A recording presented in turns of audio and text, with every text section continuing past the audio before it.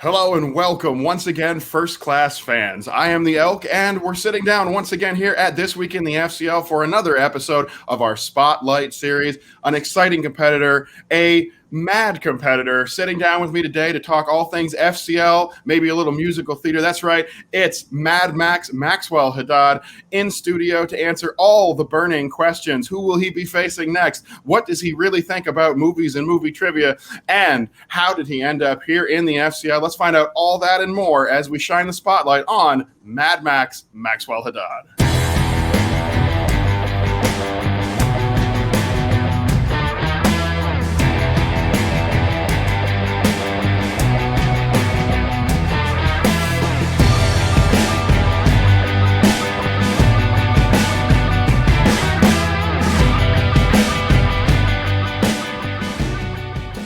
All right, welcome once again, first class fans. Thank you for joining us. I am joined today, as mentioned, by Maxwell Haddad himself. Maxwell, thank you for joining us. Welcome. Thank you for having me. It's my pleasure. Well, the pleasure truly is ours here at This Week in the FCL. We love when we're able to learn a little bit more about the competitors that make every week so exciting and give us that movie trivia action that we all crave. Maxwell, I'm just going to jump right on into it. I'm going to say, first off, kudos to you for making it to where you are. And hey, we've really enjoyed watching all your matches so far. Just a couple in the books, but we know there's a lot more coming from you. And I'll start you off with the question that I started with in all of my Spotlight series, because I think it's a great way to know something about somebody. Max Haddad, at some point in your life, there was a moment. There was a moment in your life when you were watching a film. Maybe it was in a theater or at home, but something about it blew up, larger than life, and you saw these huge characters, these magical moments, and you said, this is something that's important to me. What was it that made you, Maxwell Haddad, love movies? Okay, so it's a great question. It's something I talk about a lot, actually. So a little background, I went to a private prep school, so we all had to have laptops for classes, right? So we're all walking around with our laptops, and freshman year of high school, I had lunch and study hall back to back. So normally I would go into the library for about 85 minutes, get a little private cubicle, and watch a movie. It just so happened that one day the movie I was going to watch was Magnolia by Paul Thomas Anderson, which is like 3 hours and 15 minutes long. Keeping in mind that I was only supposed to sit there for 80 minutes, next thing I knew, I had missed all my classes and 3 hours and 15 minutes had gone by. I had always liked movies prior to that. My friends and I would go on the weekends. I would see all the new releases. But watching that movie, getting trapped in on a laptop screen in a library in high school, all of a sudden film wasn't just an entertainment anymore. I knew almost immediately that it was something I wanted to try and pursue and make a big part of my life. And it's still to this day my favorite movie. I would say that's not a bad choice. I'm a big fan of Boogie Nights out of his filmography myself. But, of course, it's not just movies. Max Haddad, you are not a person who is shy about yourself. You share a lot online. And one thing that people know, it's whether it's in theaters August 6th or down at the theater, Maxwell Haddad will definitely be in attendance. You are a fan of musical theater. As a man who spends every summer going down to Stratford to watch the Shakespeare plays and Little Shop of Horrors, I got to say, I'm also a big fan of musical theater. But what is it about musical theater that makes it so special in comparison to something like a movie? There's something almost undescribable about the energy exchange that occurs between a live performer and an audience. You know, sometimes movies will break the fourth wall, but in theater, there is no fourth wall. You're all there part of an evening or an afternoon of storytelling. And the amazing thing about theater is you could see the same show 3 times. It's never the same because an actor may make a different choice, or you have a swing or an understudy, or in cases I love, there's a mistake that they have to work on the fly to fix, whether it be a technical error, an actor flubs or misses a line. I saw a show one time with the late, great Elaine Stritch, Sondheim's A Little Night Music, and her character was in a wheelchair for most of the show, and she legitimately fell asleep mid-performance, and she was not a young woman, and the actors had to shake her awake. There's just something about the immediacy, the energy of live theater that thrills me, and why I've been very fortunate to not a full career, but now work in the theater and have some success there. Yeah. Well, that is true. We know that you've performed in theater. I saw on Twitter you posted a tweet about a playbill, the first one that you ever appeared in. I thought that was a very nice way of reminiscing. But when it comes to live performance, something that you're obviously comfortable with, I got to ask you, how does it compare to the FCL? You're 2 matches in now. You've had some success and some failure, but either way, it's another form of performing. You're getting out there, you're putting some elements of yourself out for people to see. How has it differed for you from live theater, and how is it similar? Yeah, I mean, well, first of all, I don't perform now in live theater. I produce shows. I did perform in stuff in high school and college. I've always enjoyed putting on a show. And to me, that's what's great about the FCL or the Schmoedown or any of this stuff is, yes, of course, the trivia is important. Knowing the answers is what wins you the match. But for me, you're also putting on a show. And I frankly care as much about entertaining the people who are watching as I do about getting the questions right. There are other competitors who may disagree with me and may say, no, all I care about is getting the questions right. That's not to say I don't take it seriously. I don't put in the time. I don't want to do well. I do. But if I'm entertaining the people at home, if they're having a good time watching it, to me, that's a win too. It's a show. And what's great about the FCL too is it's live, right? So you have this certain level of immediacy that you do with live theater. You can't fix it in post. You can't do a second take. You can't, if you make a mistake or say something you shouldn't, you have to be professional and walk it back. And then you're feeding off the energy of Brad and Steph and whoever your competitor may be. And a little, inside baseball. When we're backstage filming it, I can see PLD and I can see Dwayne up there in the top, and they're working like in the control room, so to speak. So it just makes it fun. I feel like I'm on a stage putting on a show. I'm just sitting at my desk behind a webcam. Well, I can only speak for myself, Maxwell, but I remember when I sit down to record with somebody a few times in the past, heck, every now and then, even with my current co-hosts, my goal every now and then is just to make one of them break. You ever have one of those moments at the FCL? You ever sit there going, I'm just going to make PLD crack a smile today? Making PLD crack is one of my favorite things to do. I wouldn't necessarily say it's something I've actively tried to do with the FCL, but I stream a lot. I'm part of used to be called the PJ Camel Network. We just recently announced a rebranding. We're now the Off the Rails Network, which I think is very indicative of the tone of the nonsense we produce. And also, PJ was like, this is not my network anymore. This is an ensemble effort, and this way everyone can be a part of the team. 90% of the stuff we do there is just trying to make each other break and laugh on camera. So if you ever watch any of our shows over there, it's just silliness and jokes and nonsense. So yeah, I love making people laugh if I can. Well, you do have a big personality. Some Maxwell have even said of the people in the FCL that you are one of the more forward competitors. In fact, before you debuted, I recall I saw a lot of Maxwell. Yes, eventually I would see you get in that ring and take on Just Daggers for a win in your debut, which was a fun little matchup. But before that, you were in every chat room. You were all over Twitter. You were talking about how you were going to debut and how well you were doing with the questions. Some people even said before you started that you were a little full of yourself, that maybe there was some ego driving Maxwell Haddad. Now that you've had a couple matches under your belt, do you think you've changed that perception? Or is there anything about that you might want to say to fans, competitors? Look, I'll say a couple of things. It's a totally valid question. First of all, I've been fortunate enough to be part of the movie trivia Schmoedown community at large for a couple years. So even long before the FCL was a thing, some people have known who I was. So I have a lot of friends and some level of recognition.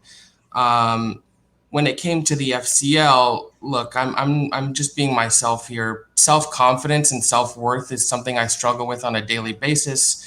I go to therapy for it. I've been on and off antidepressants. Sometimes I take anxiety pills. Throughout the last year and a half, once COVID started and once I started streaming, like I mentioned with PJ and Sean and all the people over there, all of a sudden I started to develop a new level, a new sense of self-worth because I recognized that people were enjoying watching me on camera.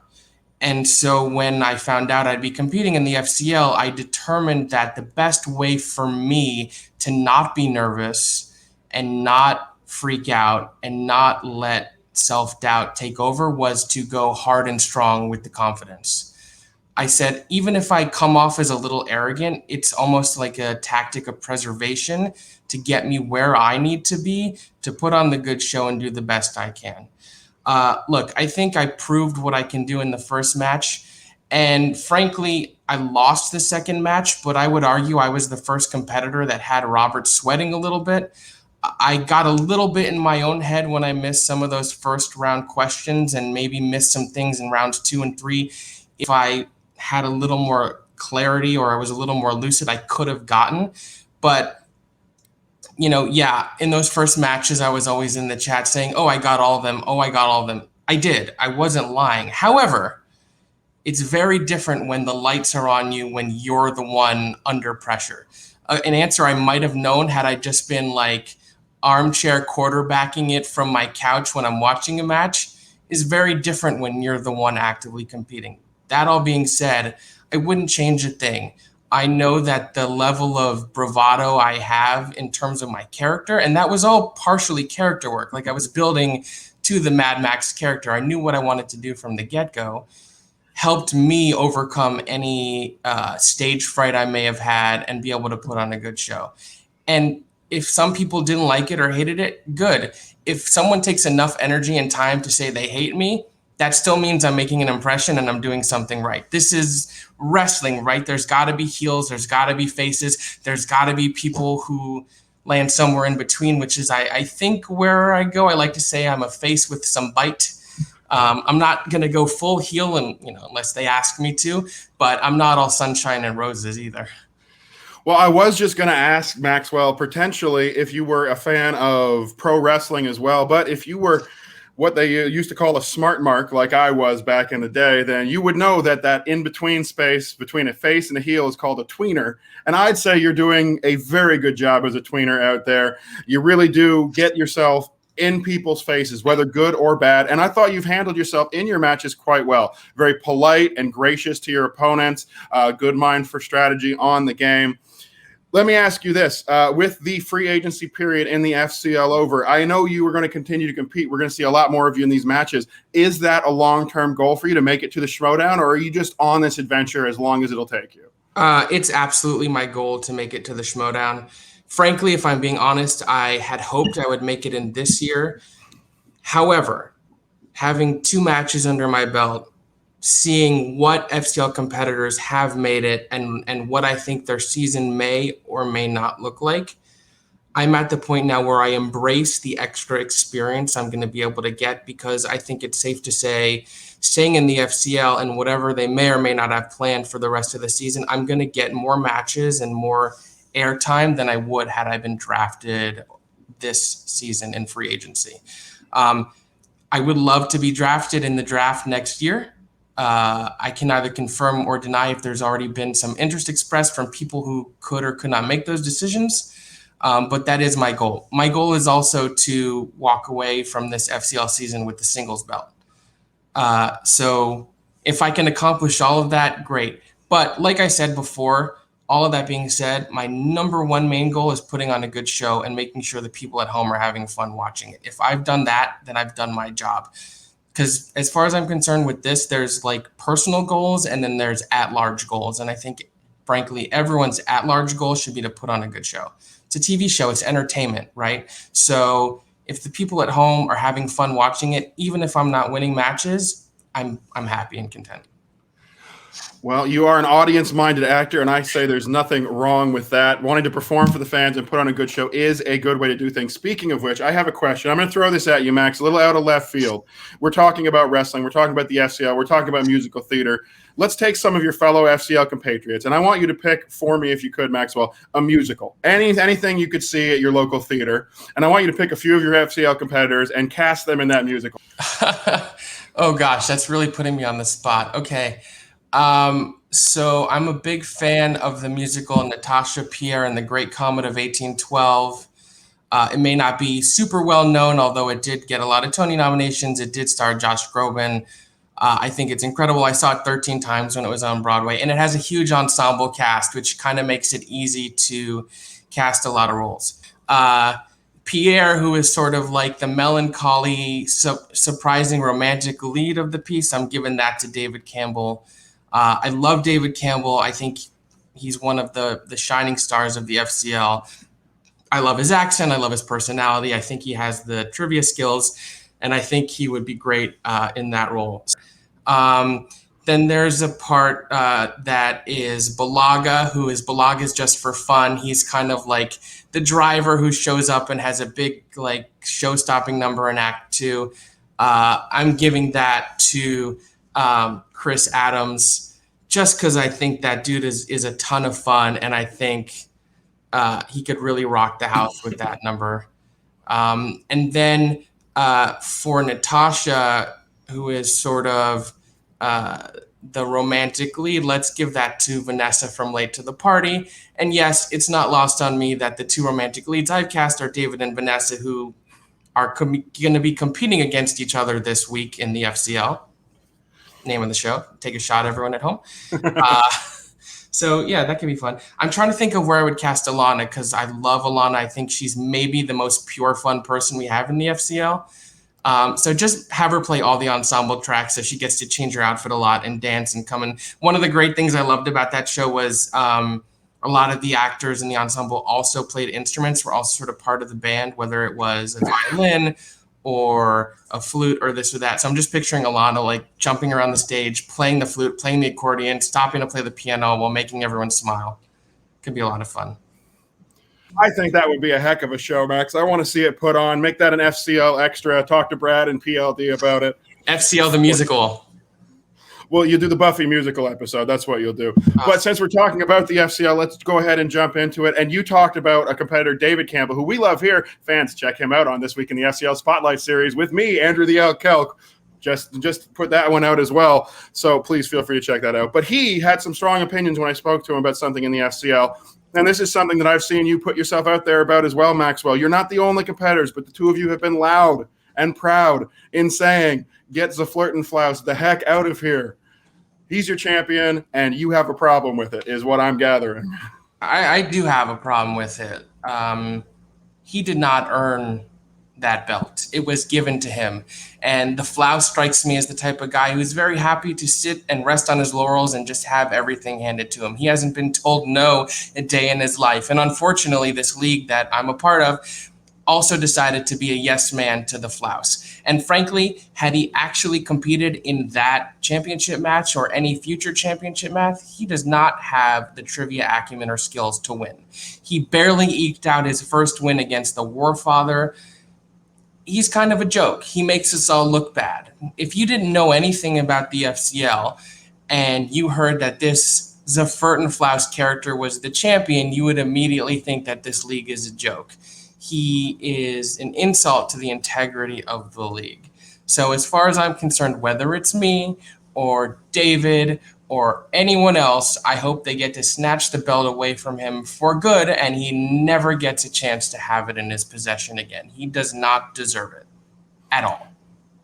Well, you're obviously not at the front of the line for that title shot, Maxwell. Obviously, that is David Campbell and Vanessa at the moment who are in the bird seat looking out for Zaflirtenflaus. But you're a person who has had that no said to you. You've now got two matches in, one a win and one just barely. You didn't manage to take the victory over a very game competitor. Now that you're 1-1 and coming back in, what do you do to prepare for your next match? How do you make sure that those numbers keep going up and you improve over 500 instead of falling below? The more matches you play, the more aware you become of your strengths and weaknesses. And on top of that, the FCO is brand new. So even, when I played my first match, it had only been, a month and a half, 2 months of matches. There's been 8 seasons of Schmoedown. And with the FCL, you have new people writing the questions. So you need time to study and ascertain what type of questions are going to be asked. Because you can start to see patterns in terms of what's being asked, how the questions are written. I'm not going to sit here and say that I study to the level of a guy like Kevin Smets would or Saul would, but I do like to put in the time. I'm a big believer in recognizing your weaknesses and trying to fill in those holes. I don't want to necessarily say what those are or aren't here for future reference, but I would say I am not the type of guy who's going to compete in inner geekdom. And so when some of that starts to bleed over into singles, that's where I struggle a little bit more. So I am starting to work on shoring up some of the detail work in those inner geekdom movies that I'm familiar with the movies. I could tell you maybe who directed it or who stars in it, but like the question I got wrong, how many different characters does Michael J. Fox play in the Back to the Future movies? I was off by one on that. That's a sort of detail that you really need to have watched that movie many times or taken notes on it before your match to prepare for. So that's the sort of thing I'm looking to do. I don't think I'm going to lose a match again anytime soon. Frankly, I don't really see anyone else in the FCL who I'm worried about. And I hope I get a rematch against Robert. Nothing would thrill me than being the first one to dethrone him because I think he needs to be put in his place a little bit. I think people say I'm arrogant. I think he's a little arrogant too. And that's fine. Arrogance in this wrestling style arena is a good thing, right? It's part of the game. But at a certain point, everyone needs to get taken down a peg. And I would love to, I was hopeful I was going to be the guy to do it the first time. Like I said, I do think I brought his head down below the clouds a little bit just by making him sweat. He missed his first questions in the FCL in my match. The score was relatively close. He did better than I did. That's fine. But the other thing I've learned, and I've talked about this before, at the end of the day, you're not playing your competitor. You're playing yourself and you're playing the question writers. So the number one thing I'm going to work on is not getting in my own head. So in that second match, when I missed 2 questions in round 1, I could almost feel a switch turning and I started doubting myself. So whereas in the past, I just maybe would have gone with my gut, double checked my mind to make sure that was the right answer. Here I started panicking a little bit. I don't necessarily think it showed on screen, but that was my experience in my head. And I know many other competitors in the FCL and the Schmoedown. I don't think it's any secret that Jeff Snyder, for example, has a huge problem of getting in his own head. He misses 1 or 2 questions, he shuts down and he implodes. I don't think I imploded, but it's definitely something to be aware of. And for anyone else who's in the FCL or the Schmoedown or wants to get in it, managing your own mood and well-being is really important. Developing tactics to bounce back mentally if you get a question wrong, it's not the end of the world. If you spend too much time doubting yourself or being upset at yourself, then you're just going to miss more questions because you're not focusing on the new questions. So that may have been a long answer, but I am aware of what I need to do to prepare for my next match. And I'm confident and hopeful that there will be more W's in my future. Well, I love long answers, just less time that I have to talk when these things are going on, Maxwell. So please feel free to take over as much as you would like. I will say a lot of interesting stuff in there. I agree with you. Having only played a match or 2 in the fan leagues myself, I know how much it can get into your head when that one question comes in wrong, when you miss that one thing you should have had. I also hear a little bit of slander, although in this case well-deserved, against the greatest tag team competitor in movie trivia history, Jeff Snyder. Jeff, I hate to break it to you, but Max might be right. You do fall apart a little bit. It wasn't intended as slander. It was just me recognizing something that I also do. I'm just, Max, I just want to jump out and say, when I say slander, I'm just projecting what I think Jeff Snyder would think if he heard what you said, because I know how Jeff Snyder is as a person. Fair enough. And, if he ever watches this and wants to take the wrong thing from it, fine. All I'm saying is, we can become our own worst enemy in this match. And I relate to his struggles in that arena, in this game. I feel badly. I think it's something that can be worked on and something that I've experienced and understand. So if he wants to think it's slander and get mad at it, fine. All I'm saying is I see you, Jeff. I know what you've been through in those moments. And I hope you are working on figuring out ways to get that block out of your head just like I am. And I would actually agree with you on that one, because I love watching Jeff Snyder when he's really on, racking up those points in the tag team matches. But he has some trouble sometimes. Not a problem. We've all run into that. Max, I hear that you are a performer who loves performing first. You're somebody who's working hard to learn those little details and to get out of your own head. It sounds like you're making every step you need to improve, to move forward, and to be a force in the FCL. with some of your competition disappearing up to the Schmoedown. And I know you were sad you wanted to go. People like Nick Harley, who you have to admit, if nothing else, was a very dangerous competitor to be up against. You're now in a fairly elite crew. You're in that top 10. You're on the rankings board, and you're floating around where that title picture will be. Obviously, you want to flirt and flouse, but what else? If I took away all the titles and getting to the Schmoedown, if I just put you out there for the love of the game and nothing else, what would you want to get out of your FCL experience? I just want to make an impact. Like I sort of alluded to earlier, I don't care if every single person watching hates me or every single person watching loves me or something in between. I just want to be remembered. I don't think Just Daggers is going to be remembered. I don't know if he's going to get another match. I just want to be someone who, when people think of the FCL, they remember my name and think, oh yeah, he was fun to watch. I'm glad he was a part of it. It's really that simple. I think that's what anyone should want. And that's what wrestlers do, right? They just want to be remembered, whether they're remembered as hating it. And the great thing about great heels, not that I'm saying I'm a heel or a great heel, is that you love to hate them, right? So if people hate me, let them love to hate me. Let them really sink their teeth in and be like, you know what? Fuck that guy. I hope he loses. Or if they like me, they like watching me, be like, God, I really had fun watching him. I'm sad he lost. Or thank God he won and beat the other guy. That sort of thing. Just making an impact. Well, it sounds like you are a consummate professional, Max, a performer. And from what I've seen, at least in your in-game interactions with your fellow competitors, you seem to be a bit of, I'm stealing a nickname here, a gentleman when you're in that ring against your opponents. I think there's a lot coming for you in the FCL leading ahead, and we're looking forward to some great matches from you. You're 1-1 right now, but will that record improve? Can you take your spot as a contender? Could you be Marlon Brando going after that title? Who knows if you can do that? We will find all that out and more as we continue to watch the FCL. Maxwell, I'm so pleased we got a chance to sit down and talk with you for just a few minutes today, show people a little bit more about you, who you are as a person, not just what they might see on the FCL screens. But with that note, I will ask you, if there's anything else, since you're here, then you're speaking to our limited audience, would you like to say anything to the fans of the First Class League who are tuning in right now to spend a little bit of extra time with you, Maxwell?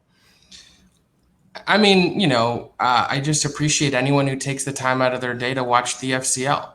I know it's something new. I know it's trying new things by being live every week on Twitch. And believe me, I and everyone else involved is fully aware of the people who keep coming back week after week to watch us live.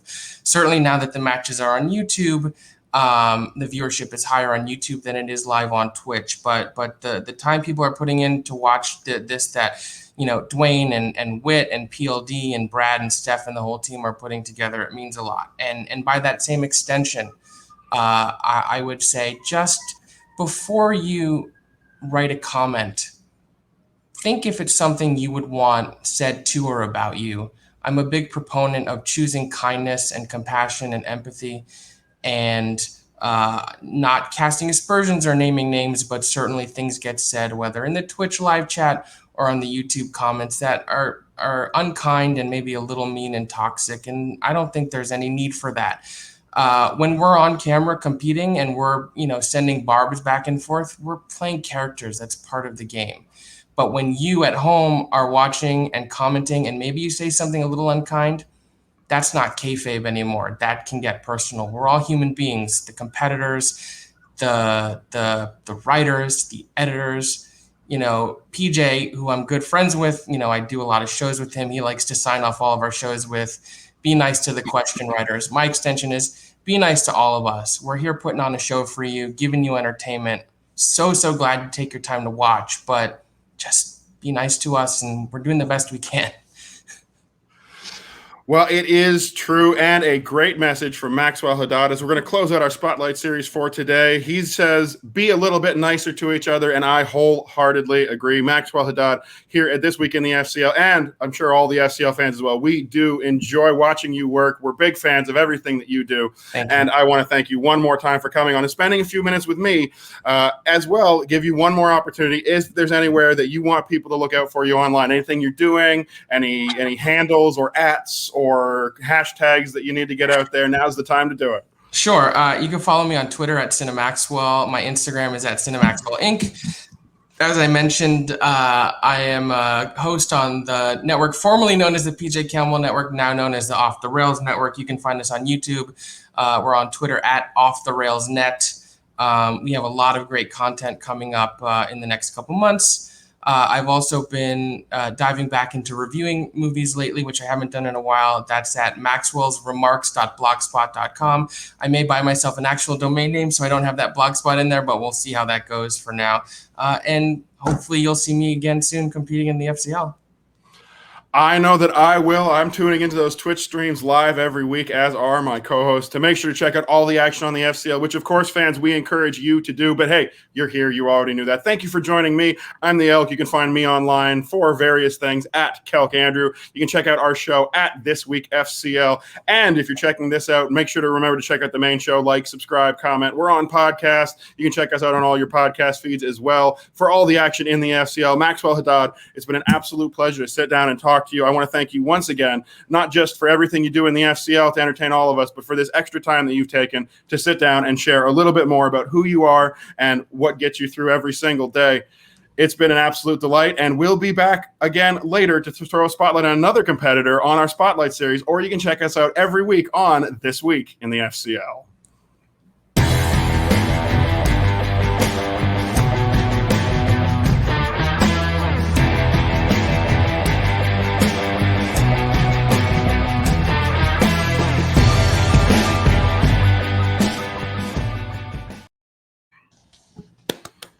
Yay.